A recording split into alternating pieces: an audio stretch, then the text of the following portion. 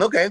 So the only thing I need to cover from the first video was just to make sure everyone was clear about how to post in the group, which we do. We know how to find the post. The other thing to note, there's two ways to communicate once you have liked somebody's post.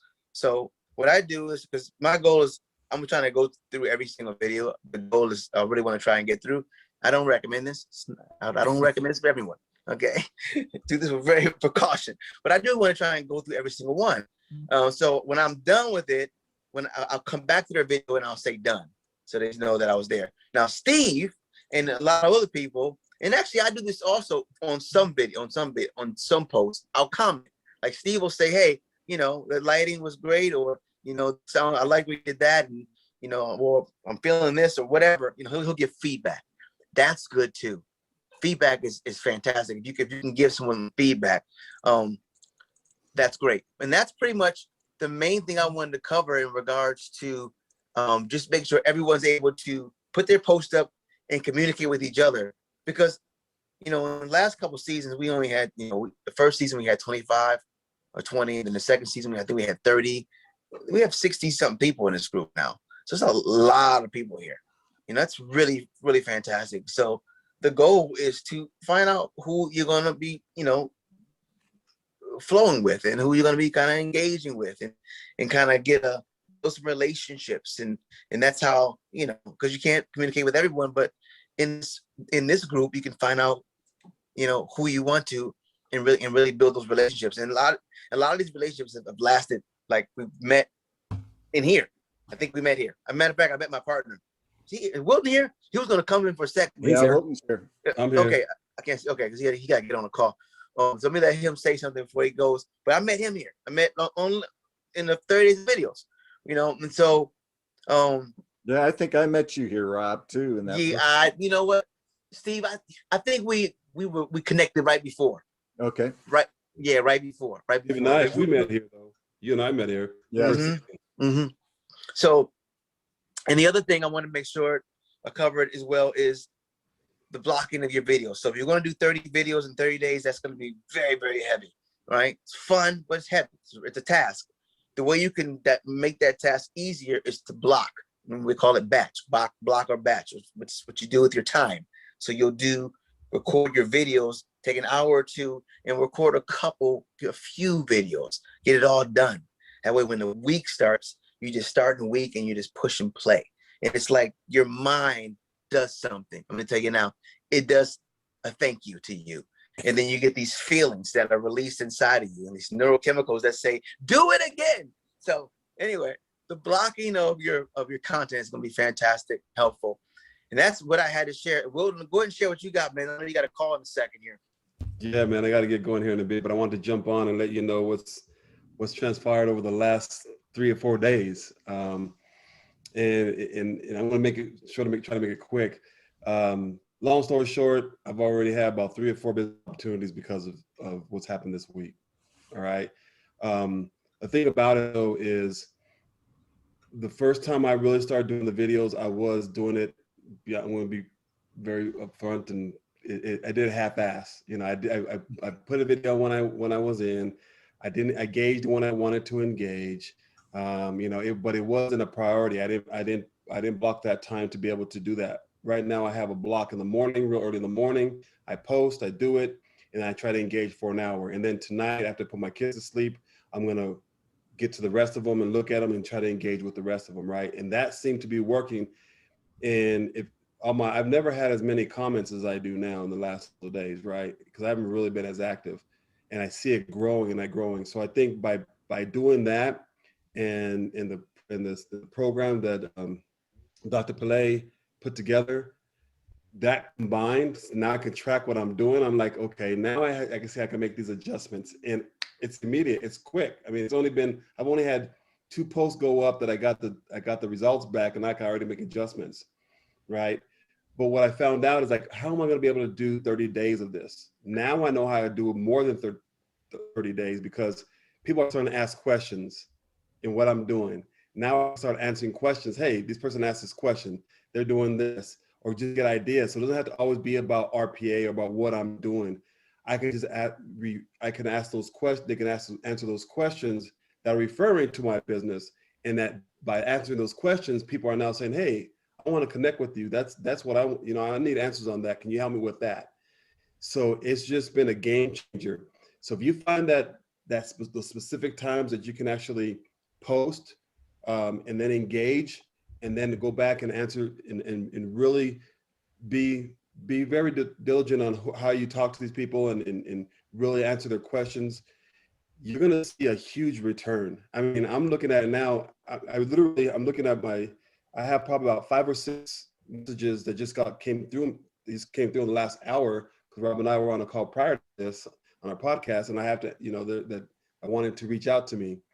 And it's sort of happened that way, but I sort of found my niche and figure out how I can relate to the people without being salesy or really pitching my business. There's a specific way I've been doing it by Rob showing me a way how to put a link to our website or link to something in the page with a picture. People are going to that page and say, "Hey man, I went to your page and I saw this. I'd like to know more about it." And I'm able to track that now through Velocity Jam. Like, okay, now I can track it now to see what's going on. So it's like, this is, if you really take advantage and you use the resources you have here, it's going to change the game. And I'm just, I wanted to share that before I told Rob I don't have very much time because I have to jump on the call here now. But I just wanted to share that with you because the strategies that Steve and Dr. Pillay and Rob and everybody have been putting together, they're working.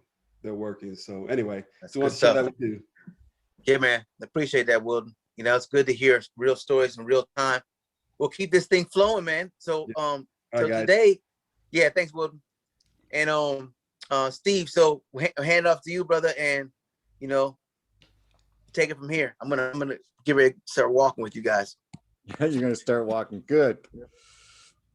All right, gang. I am so excited to be here today to talk about one of my favorite subjects, which is storytelling. For those of you that have known me for a while, I have become known on LinkedIn for my storytelling, specifically for the weekly post I do on Saturday called Story Saturday, which is a text post. It's not a video post, but if you've seen some of my videos I've posted up for the 30 days, you've seen a little bit of my storytelling there. So I want to take you through some of the things that I've learned about storytelling. Let me share my screen here with you.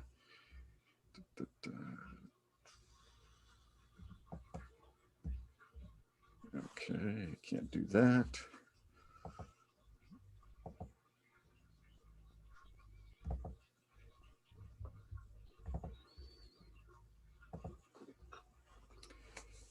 Okay, let me know if you can see the screen. How to tell your story. Yes, we can. Good, excellent. All right, I'm going to try and throw this in slideshow mode and see what happens. Okay, good. Looks like I've still got you and you've got the screen. All right. The journey of a storyteller. This is a little bit of my journey, but also talks a little bit about learning how to tell stories. First off, when I say, if I can learn to tell stories, you can learn to tell stories.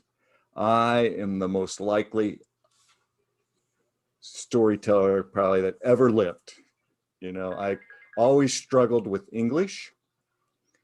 I nearly flunked out of my college English class. I flub words. I can't spell worth a darn. I can remember one of my most embarrassing moments in 4th grade. The teacher was calling students to the board to practice spelling of words. And I'm sure some of you went through that in your young childhood. Well, I was terrible. And she knew it. And she was nice and supportive. And she tried to throw me a bone. And she said, "Steve, come to the board and spell the word job." So I'm in 4th grade. She tells me to spell job. And I can't do it. It's just a mental block there. I never learned how to spell phonetically. And as I stood there uncomfortably, eventually she came up, kindly took the piece of chalk and said, "Steve, J-O-B." And I looked at it and said, "Oh, you mean Job, like in the Bible." I guess we can laugh now. Yeah, you can laugh. and, Okay. and so for some of you, you might have to be like Job and go through a bunch of trials to get there to learn how to tell stories, because I certainly had to do that. But what I've learned along the way is life makes the best stories because they're your stories. Nobody else has had that experience. So you can speak about something that you know and you know well. So bring those out and share those with people. Now, storytelling is a skill that can be developed. The more you write, the better the writer you become. Same thing with stories. The more you tell stories, the better you will become at it. And so here, oops, let's click on here and see if, here is really why you want to learn stories. While there are many ways to tell a story through video, audio, song, prose, and poetry, pictures, and paintings, all these mediums are only as effective as the story they tell. So learning how to tell a story well supports anything you want to do in terms of communications, in terms of creativity. Stories are powerful because they build connection, they build trust. A study was done of a group of students listening to stories, and they found that during the listening of stories, students, the oxytocin level in their brains increased.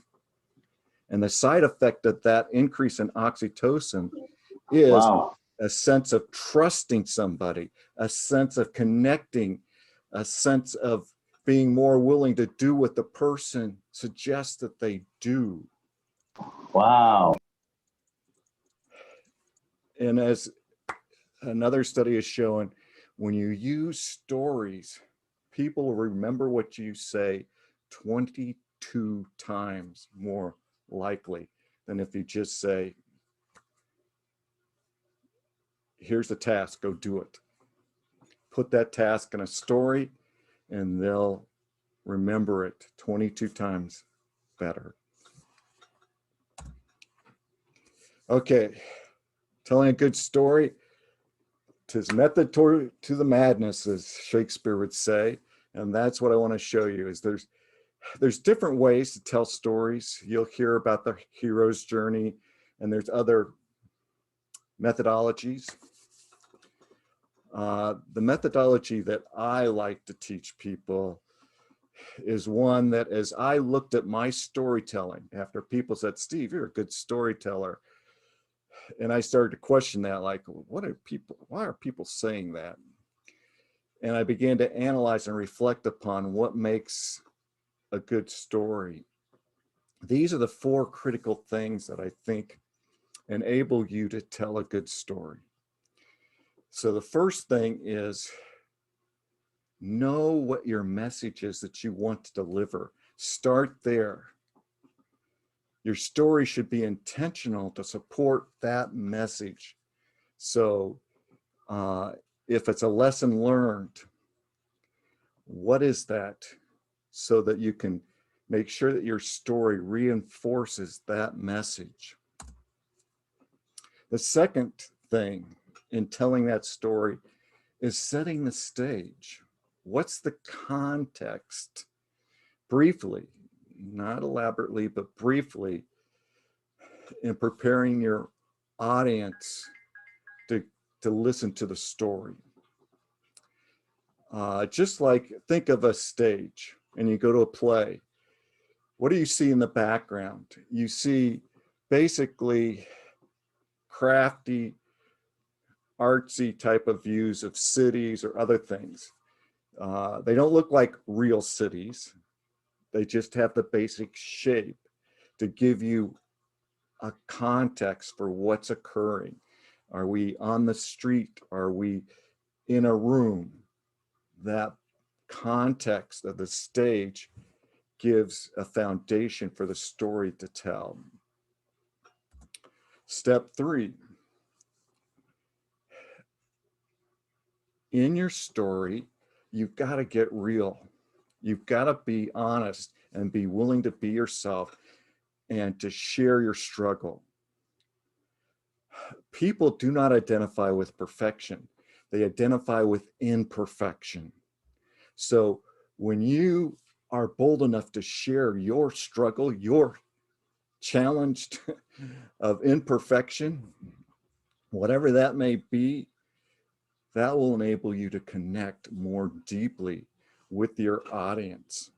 It also sets up, what is it that you had to overcome? What is it that you went through to learn the message that you're trying to reinforce? Step 4, this is where you just close out the story. What are the steps that you did to overcome? What did you, in a sense, learn? And how did you learn that? And as you close out your story with that, that should lead back again to the beginning of what is the message of your story.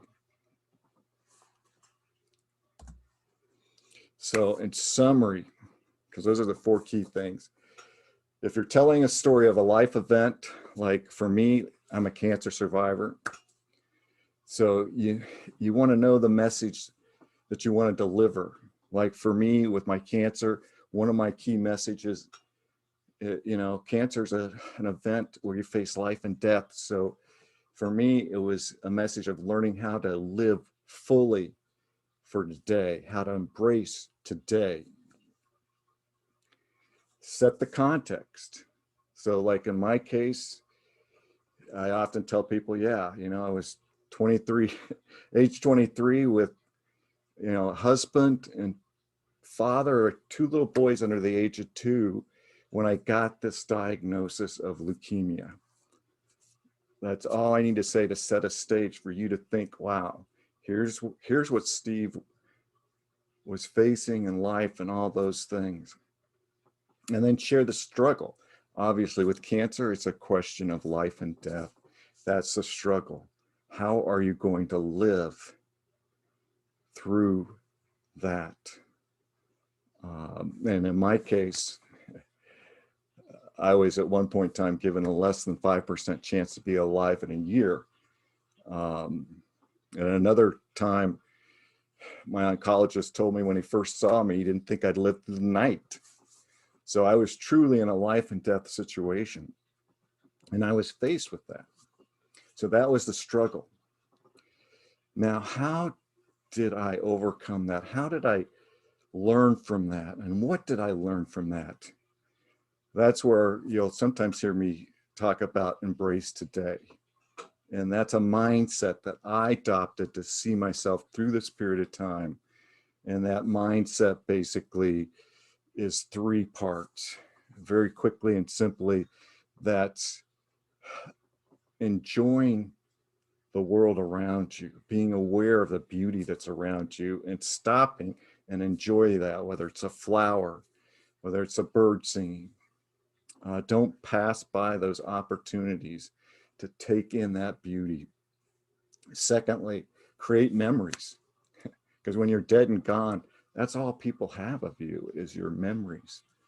And we often do some of our greatest living when we're creating memories.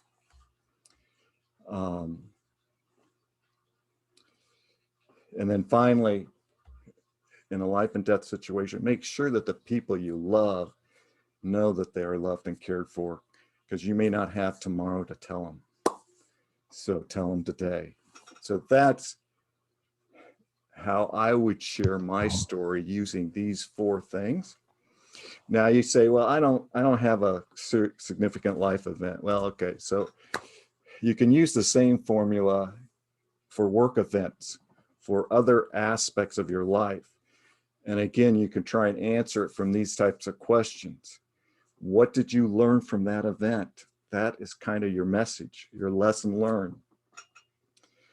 What were you trying to do? That's the context right there. Were you trying to implement this big software system? What difficulty did you face? Like for me, one software system that I helped implement it, we had a data fiasco and it nearly shut down the hospital. That's a big challenge. So how did I get through that? Again, how did I succeed? How did I turn that situation around? And to wrap that into a story. And these are the type of stories that you can use for your business. You can use them on resumes or interviews. It is a formula for creating, in my opinion, an effective story. That's good. Before I move on, are there any questions on that? I kind of rushed through that. I don't.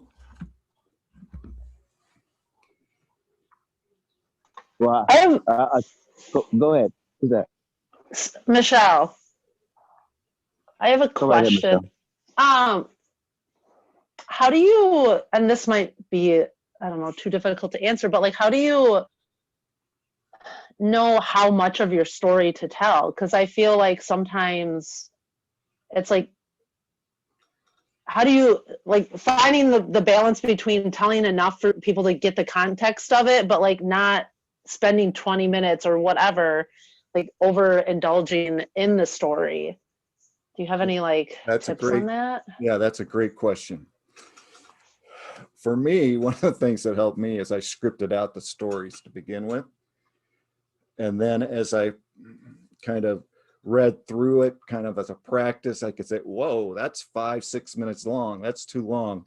And I go back and I pulled things out and said, yeah, that's a nice, interesting point you made, Steve, but you don't need that to tell the story, to get to the message. So you have to be bold and courageous in your editing and becoming concise so that you can get it down to a reasonable time frame. Now, one of the things I've learned as I've done stories in video and even in written is that if you tell a good story, people will give you more time. So they're more likely to watch you for 3 or 4 minutes than if you're just talking away about your business. There's certain things where people are like, they'll give you a minute, boom, and they move on. But if you can pull them into a story in that first minute, they'll go with you for 3-4 minutes. So, and it depends on also what you're trying to do with it, Michelle. If you're doing a TED Talk, you might want to do it for 6 minutes because that might be the whole crux of what your message is. But if you're trying to do something for social media, yeah, shorter is better. And it takes practice. Other questions? Yes, Doreen. Well, I think you modeled a response to Michelle actually by saying just the facts. When I was whatever, I was a father and husband and I was diagnosed with cancer. It's just like, it's like the beginning of a movie scene is all you need if it feels like, without having to say, and then my wife said this, and this is what happened when I went to the doctor, and my kids were, how did I tell you? It just feels like that beginning kind of capturing that you did was so clear, and you didn't need to tell me more. It felt like, and Yeah, depending on what your message is and who your audience is and where you go with it, that's a different thing. Mhm. I like that you just gave something very brief that was very clear. Thank you. And one of the things that's true about being brief is that it allows the listener to fill in the blanks. Exactly. Yeah. And so the more you allow them to fill in the blanks, the more they can internalize that story to themselves and connect to that story. Mhm. Nice. You know, see, I want you to go back to that part about oxytocin, because that's a phenomenon with the kids. That study, what was that exactly? Because I wanted to touch that. When you hear a good story, it will increase the oxytocin levels in your brain. Hmm. And And the then, impact, and the benefit of that was what? the impact of that is twofold. You are more likely to trust the person who's telling you the story. Hmm. So it builds trust. And then secondly, you're more likely to respond and do what they're asking you to do. Hmm. And So so interesting. when that comes to leading people towards a sale, so to speak, Hmm. it becomes very powerful. And so what's happening is storytelling allows for people to, it humanizes the person telling the story. It humanizes you. Yes. And so people get closer, their guards come down. So now their level of understanding is increased. This is a very interesting thing here. It's like we realize that edutainment is the best way to teach people. Like education is great, entertainment is just entertaining, but if you can edutain it, you can mix it to where you can stimulate the mind to where it pays attention, then you can actually communicate effectively. That's really good. That's a good note. I like science to really help me understand why things are working. That's good. Thank you for that. And they'll certainly help you to remember a person. Um, Let me go on to the next slide because I do have some other points here. I don't know if I'll go through all of them. I often just stop with the first four, but one that I do want to highlight, because you'll hear me ask this in some of your videos, is tell me what the why is. That why becomes the cornerstone from which you can tell a powerful story. I know there was a video the other day where somebody was introducing their logo. And so they introduced the logo, but they didn't say why. And they missed a perfect opportunity to connect with people by not saying why. And I'll give you an example. Probably when you think about yourself, there's always some kind of why. Now, how many of you have noticed my eagle bolo tie? Most of you have. Every once in a while, somebody actually asks me why I wear this. And here's the story behind that. This bolo tie came from my father. My father was a pediatrician. And as a physician, you know, he'd take care of the little kids. He loved caring for little children. But man, that guy hated wearing a tie. In fact, thinking back, I'm not even sure if he could remember how to tie a tie. But in his travels to the Southwest, he ran across bolo ties and found out, wow, you know, it's basically just a string. You loop it on, you put it on. It's really easy to put on. And so he started buying these and wearing them to work. And then at work, he discovered that his children came in to see him.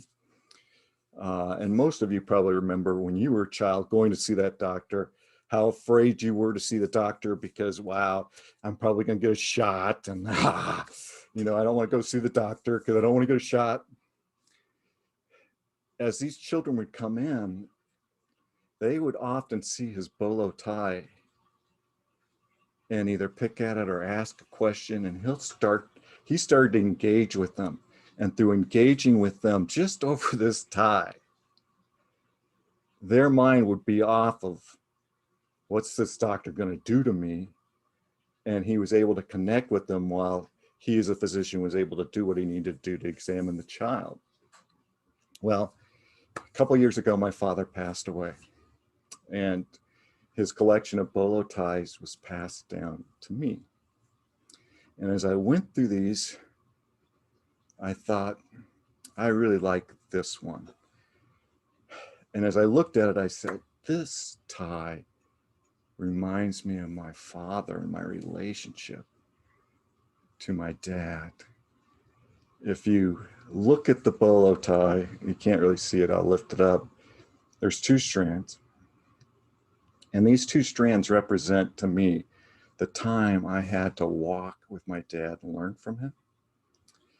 And if you can see, there's one has a silver tip and one is missing a silver tip, which reminds me that my father is no longer with me. He's missing. But all that my father invested in me as a man, his legacy is in the symbol of this eagle, as his investment in me has given me wings to soar, to be the man that I've become. That's great. So mic drop, Gabe. Nice.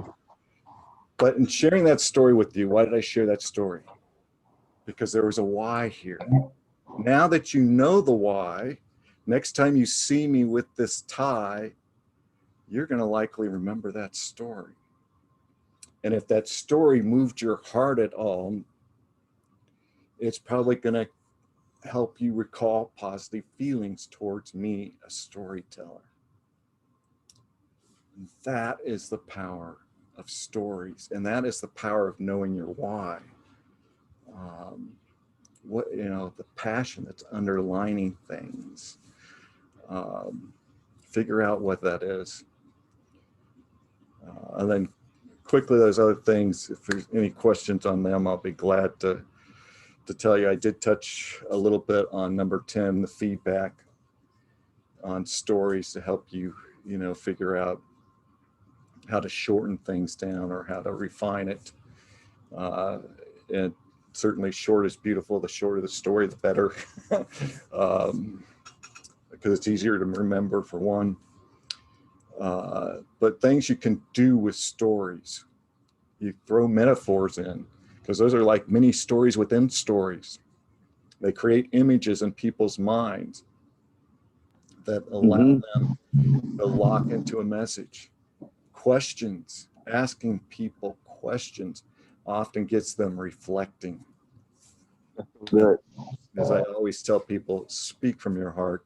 They don't care what you say or how you look. They only care what they hear from your heart.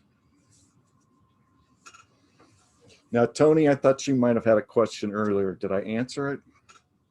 Actually, it wasn't a question, Steve. It was more of a comment to piggyback off of what you were saying earlier, as well as what you've been saying in these past few minutes.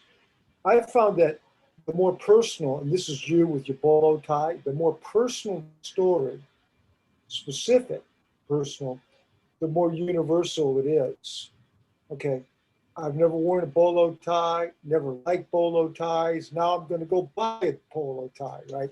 And then I have my recall of my father in those moments, right? And what he passed on to me, the wisdom or whatever. Okay, so there's that, and then the matter of speaking from the heart. Even if you're selling something, okay, I'll use a nice statement. Even if I'm selling you something on my program, right? Whatever, I still need to come from a place of service. I still need to come from a place of, I want to make the heart connection. And if there's a fit and value, what I bring to you, then let's work together, okay? Otherwise, why am I even talking to you? Let's connect as human beings first. And the way I work around it, as you can see, I have a tendency to get going.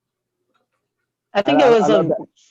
Yeah, go right ahead. Yep. I was just gonna say, I think it was a really well done video. I like her cadence. I would say, like a critique would be to be in a different room that doesn't sound so echoey. But I also think done is better than perfect. So yeah, I mean, overall, I think I it's like a that. great video. That's a good perspective. Any other thoughts, feedback? Well, in regards to her messaging, she said something that really stood out. Like, you got to put yourself out there. Essentially, like it's your work, and you have to put it out. If you don't put it out, like no one will ever know. Like you're great, you are great. You have something great to give, but no one will ever know if you don't put it out. That sounds so simple, but the actual doing of that takes something. And I think this 30 days of videos helps to really cultivate that within everyone to help put themselves out there. Oh, I'm sorry.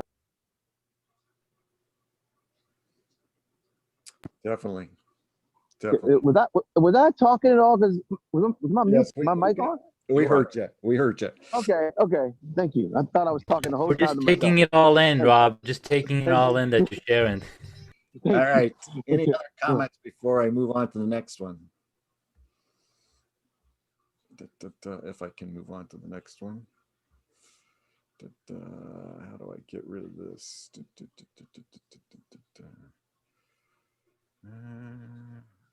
Okay, unfortunately, let's drag us down.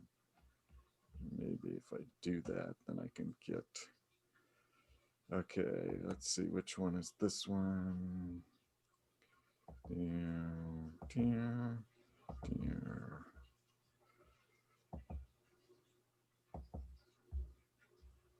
Okay, this is Zen, and I share this with you because Hi, everyone. it's a great example of a call to action, which again, Wilton was talking about that in the link to his website. If you have a business call to action, that is great. Some of you, I've seen that in your videos, excellent. But they don't always have to be towards business. They can be towards just engagement and getting people to engage with you, which is what Zen did here with his in this one. Welcome to day 3 of 30 days of videos on LinkedIn. So I have a question for you today. What keeps you grounded? You know those days when you feel like a tree in a windstorm and you're just trying to hold on? What gets you through those days? For me, it's definitely deep breathing. I think that's really important. Slows me down, gets me grounded, gets me feeling that I'm okay, I'm present. The other thing that works really well is just walking outside and enjoying nature a bit, looking at the greenery around me, just breathing in some fresh air. What do you do? I'd love to know. Please drop some comments around what you do to keep grounded and stay present and share some ideas. I think others will benefit from it too. Talk to you tomorrow.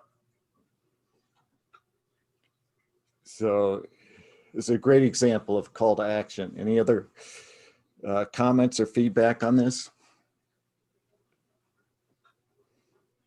No, yeah, Steve, I knew I was engaged with this because I actually answered his question.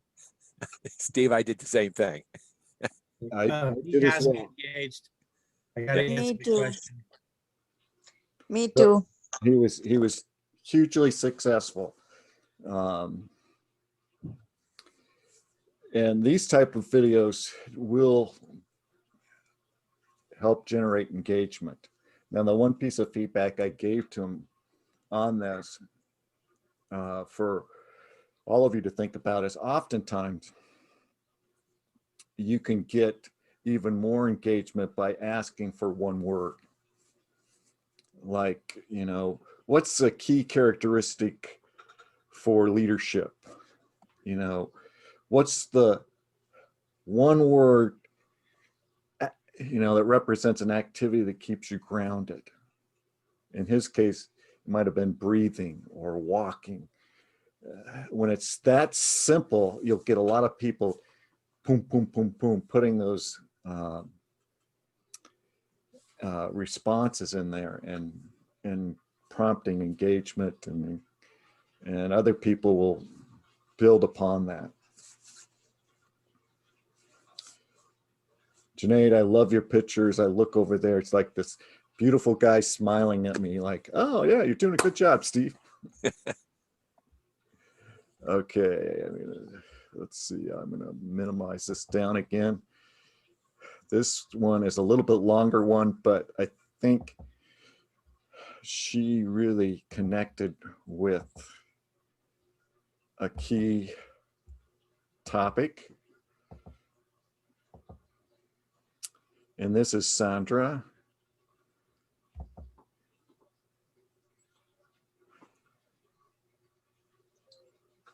I have had so many tips come to me this, what is it, 3 days? Yeah, I think 3 days. And I actually want an hour so I can go through everything that has popped into my head about what I want to talk about. But I guess I don't really have that much time. So the first one I'm going to talk about is smiling when I'm talking. Now that is not anything that has ever come naturally to me at all, period. And the person who made the comment was not the first person who ever mentioned it to me either. Because in my world, I mean, I thought people grew up in families that smiled all the time. And that's not the family that I grew up in. So I just assumed that it's something that is a learned behavior. Oh, I should have paid attention to that. Something that was a learned behavior through the family. You know how you have a newborn and you smile at the newborn and they smile and we say, ooh, he's got gas.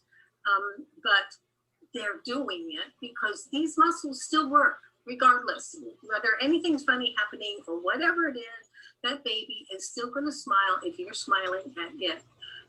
I should have paid attention to that thought process.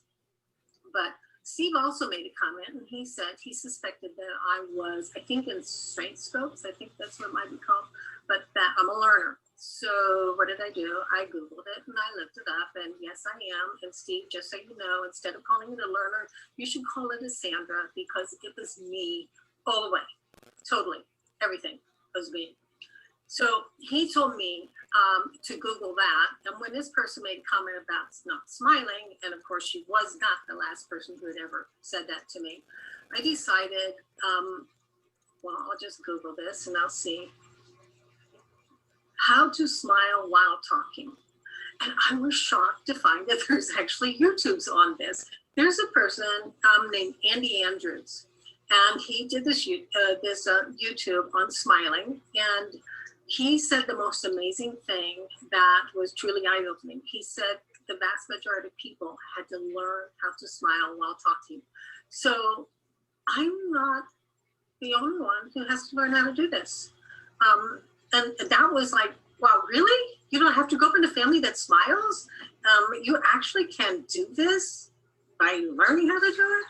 Now, the other thing he told me is, in his YouTube, of course, is practice 9 times a day. You know, like every time you go to the bathroom, and I'm going, seriously, you really know how many times I go to the bathroom.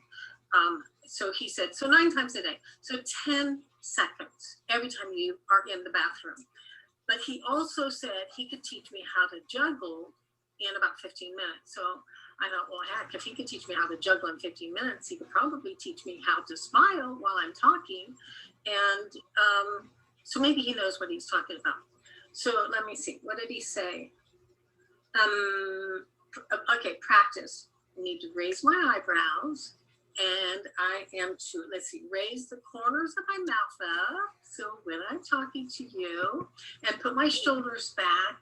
And then there are times when, you know, have you noticed that people that you're smiling to, for me, if somebody is smiling at me when they're talking, I actually trust what they're saying. If they are not smiling, but they're still talking, I really have some doubts because, okay, here's another point. I'm a reflective thinker, so I'm watching their face. One person who's smiling and talking, I trust what they're saying. The one who's talking like this, I really have some doubts about that one. So I think this guy, Andy Andrews, has something going for me because I definitely have to learn how to smile. And thank you to the person who made that comment to me because it forced me to Google it, as Steve told me to do, to find out how can I smile while I'm talking. And I think from what I've seen, all the rest of you know how to do this, but hey, that doesn't mean I can't learn it too. So that's what I'm going to do. And thank you very much. Yeah, that was really good. You know, I'll tell you, number one, that's so cool that you can find anything you want on YouTube University, literally, whatever you want to understand, like just how to spell. You know, I want to learn how to talk to trees. You know, I want to learn how to do that, so I looked it up and actually followed like 7 people. But listen, you can get all the perspectives you want. What I loved about it was that, you know, that she YouTubed it, she described it, she shared it. The only thing about it, this platform here, LinkedIn, that was more of a video for YouTube, right? On LinkedIn, you want to have your videos at 2 minutes or less. And this is all for it, unless you have an audience, unless you're just sharing a series and that's what you're doing. But if you're looking for the highest amount of engagement, you want to be able to get in, say what you're saying, capture their attention, and get out, let them know to come back for the next one. Like, that's the best way. But in regards to how she shared it and from her learning journey, oh man, that was wonderful. I enjoyed that. Any other comments? Why do you think I highlighted that video? Because it had a really good point in it too. The story that she told, the how she learned and share that. Like, anything is learnable, anything is achievable. So don't back down and don't think that you can't do it, because you can do everything. Any other thoughts? Yeah, I was impressed with her courage to be vulnerable. Hey, you know, I'm learning this, whatever. That's kind of awkward in those moments. And the fact that she even went to YouTube and got support. I mean, we all do that, but hey, I'm not that good at this and I need help, and here's how I got the help. So there's a specific point and lesson in that. And then I'm always reminded of that a smile, like when someone yawns, the physical yawning and the physical gesture, the smile is contagious. It is. And I love the fact that she is trying to work on one of her weaknesses. And that's what we all need to do in videos, is work on weaknesses. And I know for me, smiling was tough to begin with. As I've watched some of your videos, I noticed that some of you aren't natural smilers either. So maybe what she shared will help you as well. And what you guys didn't catch, the number one reason why I highlighted that video, hint, hint, she mentioned my name in it. That'll get your video shown anytime by me if you mention my name in it. I heard. Oh, next time I'm gonna use it. I got multiple plugs actually. You know, Steve, I was just reminded of something that this might be helpful for others that don't naturally smile. You know, like a telemarketing thing. You're talking to somebody on the phone, right? If you had a mirror in front of you, it would be a good reminder that, hey, you're not smiling. So that smile even comes across in your voice when you're talking on the phone. So maybe when you're shooting that video, you might want to have a mirror to remind Steve or Tony or whoever, hey, you need to keep smiling. Yeah, I'm just going to print up a picture of Junaid, put it right there, and I'll be smiling for sure. Here, capture that. Yeah, exactly. Hey, you guys will all be in the next Smile song. Last year, Steve got this wild idea. Look, only Steve, right? Steve gets this wild idea. Let's get people to smile all around the world. Make a video of it. I'm like, yeah, that's great. How about I make a song for them? You actually asked me to make the song for it. So we made this entire video of people just smiling, saying smile. It was like really cool video, man. It got me thinking about that. Exactly. We'll have to show that sometime. Yeah. You should make that one of your 30-day videos. Oh, it's already in there. It's in there for next week. Yeah. Oh, is it? All right. Yeah. Yeah. I have to reuse mine. I was actually in front of the sheet, and when I said smile, this one went bah.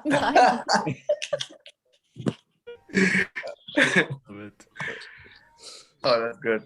But that was a great project, of which I connected with several people for the first time because of that project.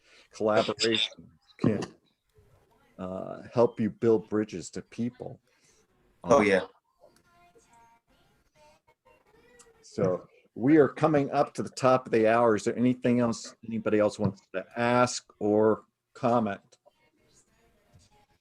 I'd just like to comment, because when I started making videos, I have no problem speaking on stage or this, but and I took a coach to help me, because again, to go down, okay, I started and yes, speak. And it started from 3 minutes. Okay, go down to 2.5, go down to 2. Okay, go down to 1.5, go down to 1 now, Helen. It takes time. And, to learn to edit and this and whatever. I have to think about, why am I there? I'm not a video creator. I'm a content creator. I'm working as the mistress of buried treasure. I'm there to catch people, to help them to unbury their treasures. Mm-hmm. So I have to think about, and I told them in the end, I can't do those videos. I'm going to find a way. So I found the clips. Clips is not the best. If I want to make videos, then I will go to a good creator, because they are the ones that are there. That's their work, and I can find them. But if I'm going to make a message every day, and that's what I tell to people that come to me, okay, know which field you're in, because I'm not selling videos. I'm really not selling videos.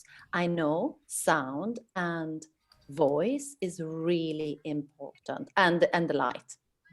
This is key.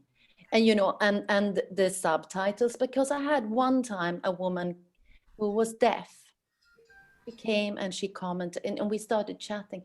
Thank you for putting the titles on there. And that really touched my heart, because I'm there for people. So if I'm not there to serve them, and I have to be inclusive from that day, because, I know that the horizontal would look much better, but then, I would go and buy my subtitles.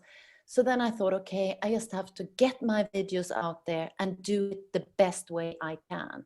And I would love to play around. I love being creative, but then it will hinder me to be consistent. So I have to know that, Helen, just film. If I go on Instagram or my stories, I just talk. I mean, like this. I don't have to set it up and this and whatever. And we get better the more we do it. I mean, look at Rob. He's out there just with his clients and this and whatever. And that's what I like. If I interview someone, okay, they're getting nervous. I said, okay, let's just do one take and do it. And they're like, this is not going to happen. I said, let's just talk to me and do it in one take. And we do it in one take, because it's a conversation. And that's what we have with our videos too. I actually believe. And you can smile if you think, okay, there is Rob behind him, he's jumping around and this.